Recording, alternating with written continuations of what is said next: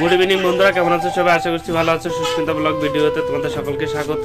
তো আমি যাচ্ছিলাম এদের ঘরে যে দাদা ভাইরা কি করছে দেখি। এখন দেখি উল্টা দাদা ভাইরা এখানে চলে এসছে। তো দাদা ভাইদের এখানে গুড নিউজ আছে একটা। মোবাইলটা দেখালো কিন্তু মোবাইলে কিছু বোঝা যায়নি, আমি অবশ্যই বলবো।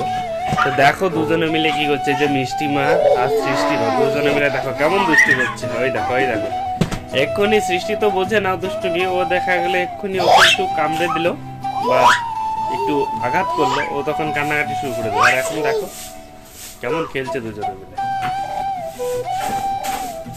এই মিষ্টি, কি করছিস? হ্যাঁ কি করছিস? দিদিকে মারছিস কেন?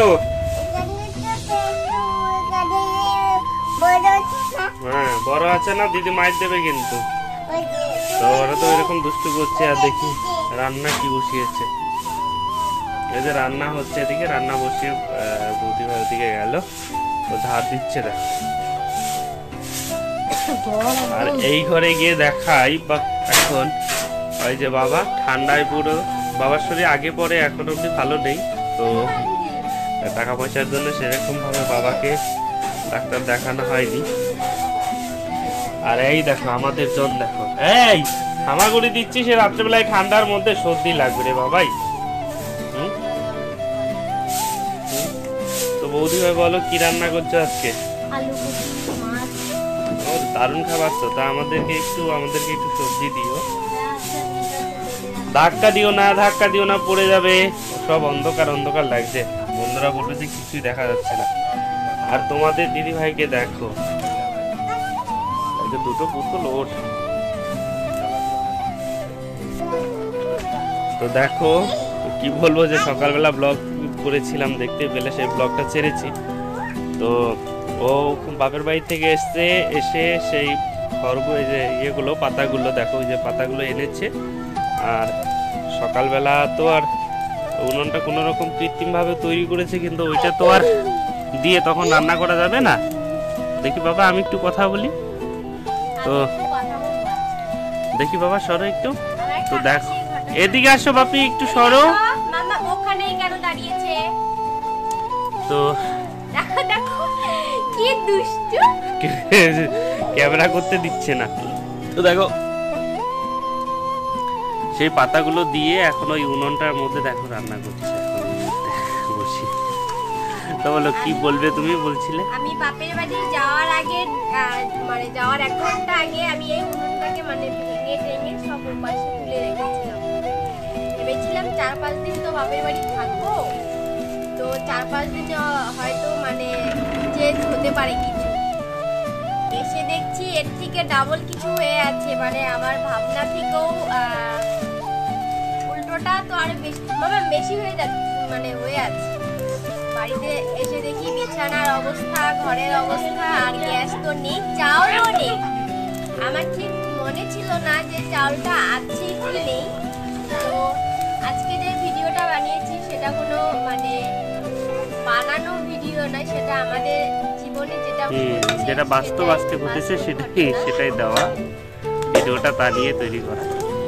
আর চাউল নেই, গ্যাস নেই, সবজি নেই। এই দেখো এই কপিগুলো এনেছি আমার বাপের বাড়ি থেকে। আজকে কপিগুলো এনেছে, সেগুলোকে দেখানো হয়নি, তো আমি তোমাদেরকে দেখাবো যে ওই বাড়ি থেকে আসার সময় কি নিয়ে এসছে আমি সেটা দেখাবো। এখন সকালে তোমাকে দেখাতে হবে না, আমি এখন করে নিচ্ছি।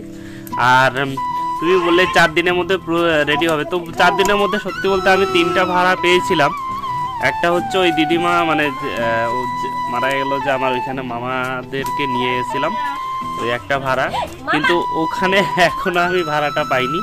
আরেকটা ভাড়া নিয়ে এসেছিলাম, সেবক গিয়েছিলাম, সেখানে একটা ছবি ভিডিও করেছি, সেটা তোমরা দেখতে পেয়েছো। সেখানে তেল খরচাটাও যে 1000 টাকা আমার পকেট থেকে, মানে পকেট থেকে বলবো না, বাবার থেকে নিয়ে এসেছিলাম, টাকাটা দিয়ে মানে তেল ভরে আমি ওনাদেরকে নিয়ে এসেছি। বাবার হচ্ছে অল্প একটু জমি আছে, সেই জমি লাগিয়ে ওই টাকাটা বাবা মানে হাত খরচা চালায়, সেখান থেকে আমরা যদি টাকাটা নিয়ে খরচ করি কেমন লাগে না। তো বাবার ছোট মনে হয়, 1000 টাকাটাও দিতে পারলাম না, আর ওনারাও টাকা দেয়নি, বললো পরে দেবে। তো ওই টাকাটাও এখনো অবধি দেয়নি।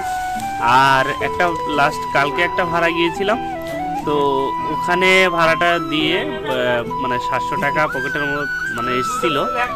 তো 700 টাকার মধ্যে চাল নিয়ে আজকে সকালে চাল নেই, তো চালের জন্য এখানে দেওয়া হয়েছে। তো এই কারণেই আর কি, তো কিছুই হয় নাই। তো তোমার তো আগুনটা তো নিভে যাচ্ছে। আগুন নিভে যাচ্ছে, তুমি গ্যাস তো ভরোনি। আর আমাদের এমন কপাল যে মানে সরকারের লোকেরাও জানে যে এদেরকে দিলে মানে এরা সহ্য করতে পারবে না, এটাই হচ্ছে মেন ব্যাপার।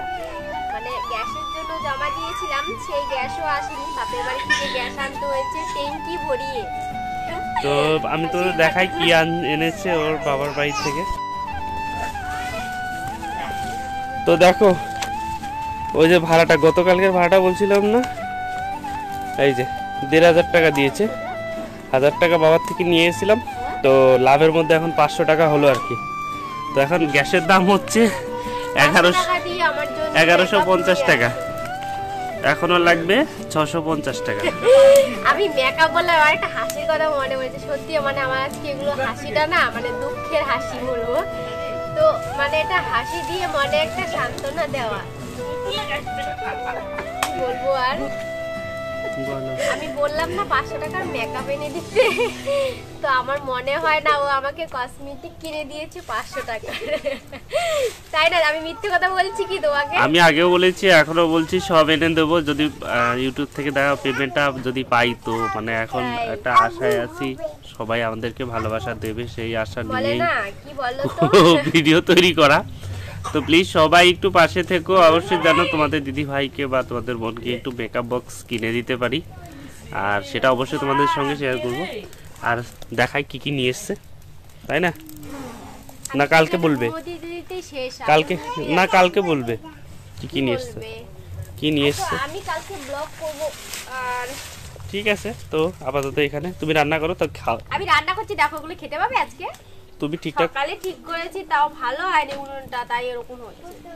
আমি সবজি রান্না করব কি করে যাই না, করে নাও। ঘুমিয়ে পড়ব। টাটা।